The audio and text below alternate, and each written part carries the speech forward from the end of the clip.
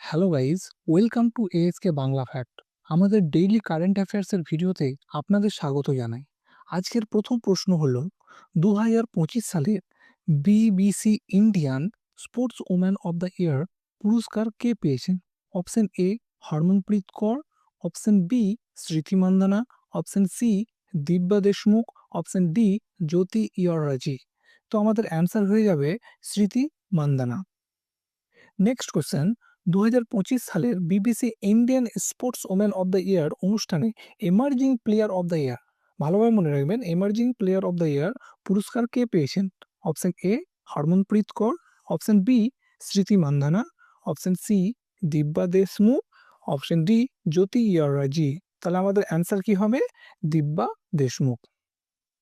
Next question, Bharat ও Brazil সম্প্রতি কোন ক্ষেত্রে সহযোগিতার জন্য একটি এমওইউ স্বাক্ষর করেছে? প্রতিরক্ষা, ডাক পরিষেবা, কৃষি নাকি শিক্ষা? এটার উত্তর হবে ডাক পরিষেবা। তাহলে ভারত ও ব্রাজিলের তরফ থেকে কে ছিল?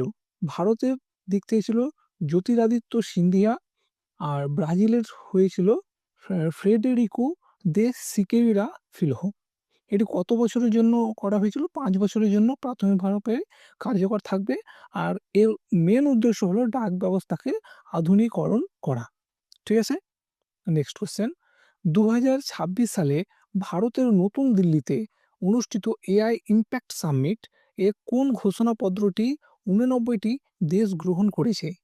এ Delhi declaration, B New Delhi declaration, C Bharat summit paper, D global AI charter.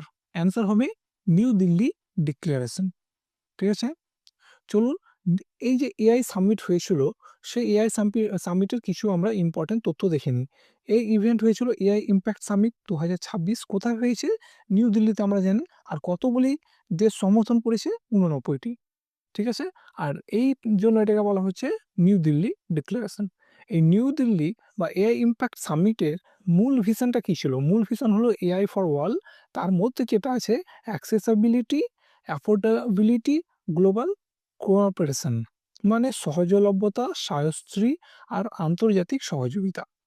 তাছাড়াও একটা মূল নীতি ছিল সর্বজন হিতায়া সর্বজন সুখায়া, মানে সকলের কল্যাণ ও সুখের জন্য। ঠিক আছে, নেক্সট, প্রধানমন্ত্রী নরেন্দ্র মোদী 22শে ফেব্রুয়ারি উত্তরপ্রদেশের কোন শহরে মিরাট মেট্রো এবং নমো ভারত ট্রেনের ফ্ল্যাগ অফ করেছেন?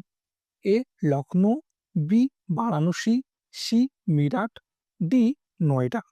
তাহলে আমাদের অ্যান্সার কি হবে? মিরাট। ঠিক আছে, চলুন কিছু কি ফ্যাক্ট দেখে নিই। যেমন এটা কোথায় হয়েছে? মিরাট, উত্তরপ্রদেশের মিরাটে। প্রকল্পের জন্য কত টাকা খরচ হয়েছে? 12,930 কোটি টাকা খরচ হয়েছে। ঠিক আছে, বা প্রকল্পের মূল্য ছিল 12,930 কোটি।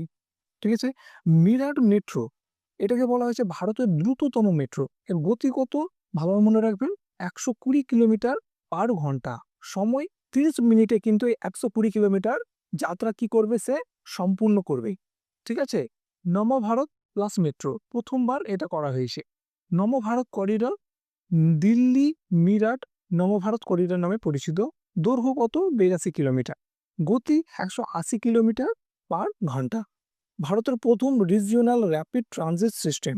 ঠিক আছে, এমসিকিউ প্র্যাকটিস আপনারা করবেন। প্রশ্ন 1, প্রশ্ন 2, প্রশ্ন 3 এবং 4 নম্বর প্রশ্ন, এই 4টে প্রশ্ন আপনারা করে আসবেন। কাল যখন আবার আমরা ভিডিও নিয়ে আসবে তখন কিন্তু আমরা দেখব বা আপনারা কে কেমন অ্যান্সার করেছেন আমরা কিন্তু দেখব এবং তাদের নামও উল্লেখ করব। 6 নম্বর, রাজাজি উৎসবে কার মূর্তি স্থাপন করা হবে?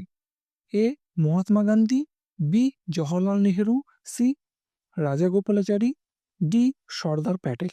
তাহলে আমাদের অ্যান্সার কি হবে? সি রাজাগোপালাচারী। এআই ডিক্লারেশনে 89তম স্বাক্ষরকারী দেশ কোনটি? A Nepal, B Bhutan, C Bangladesh, D Sri Lanka. তাহলে 89তম দেশ হিসাবে কিন্তু জয়েন করেছে বাংলাদেশ। ঠিক আছে, ভালোভাবে মনে রাখবেন, 89তম দেশ হলো বাংলাদেশ। 8 নম্বর প্রশ্ন, মাইক্রোসফট গেমিং এর এক্সিকিউটিভ ভাইস প্রেসিডেন্ট ও সিইও হিসাবে কাকে নিয়োগ করা হয়েছে? অপশন এ সুন্দর Pichai, option B Satya Nadella, option C Asha Sharma, option D Arvind Krishna. Answer হবে কি আশা শর্মা। ইনি কিন্তু ইন্ডিয়ান অরিজিন। ঠিক আছে, এবার আপনাদের জন্য নেক্সট কোশ্চেন হলো মাইক্রোসফটের চেয়ারম্যান ও সিইও কে আছে বর্তমানে? ঠিক আছে, আশা শর্মা পূর্বে কোন সংস্থায় ভাইস প্রেসিডেন্ট হিসাবে কাজ করেছেন? অ্যাপেল, মেটা, আইবিএম নাকি টেসলা? এটার অ্যান্সার হবে কি Meta. Right. Next question, Delhi Meerut Navbharat করিডোরের দৈর্ঘ্য কত? 75 কিলোমিটার, 80 কিলোমিটার, 82 কিলোমিটার নাকি 90 কিলোমিটার? পূর্বেই আমরা আলোচনা করেছি, তোমাদের এটা পারা উচিত। অ্যান্সার হবে 82 কিলোমিটার। ভারতের এআই ফর অল ভিশন মূলত কোন বিষয়গুলোর উপর জোর দেয়? অপশন এ সামরিক শক্তি ও প্রযুক্তি রপ্তানি, অপশন বি অ্যাক্সেসিবিলিটি, অ্যাফোর্ডেবিলিটি ও গ্লোবাল কোঅপারেশন, অপশন সি শুধুমাত্র গবেষণা ও উন্নয়ন নাকি শুধুমাত্র বেসরকারি খাত উন্নয়ন? অ্যান্সার হবে অ্যাক্সেসিবিলিটি, অ্যাফোর্ডেবিলিটি ও global cooperation. Thanks for watching বন্ধুরা। আপনারা এই টপিকের সম্পূর্ণ পিডিএফ নোট আমাদের টেলিগ্রাম চ্যানেলে পেয়ে যাবেন। আর যদি আপনারা এই টেলিগ্রাম চ্যানেলে আপনার লিঙ্কটি কপি করলে বা এটাকে আপনারা স্ক্যান করলে আপনারা কিন্তু সরাসরি আমাদের চ্যানেলে জয়েন করতে পারবেন। জয়েন হয়ে যান, আপনারা সেখানে কিন্তু এই চ্যানেলের সম্পূর্ণ পিডিএফটা পেয়ে যাবেন। থ্যাঙ্কস ফর ওয়াচিং, ভালো থাকবেন, সুস্থ থাকবেন, দেখা হচ্ছে পরের ভিডিওতে।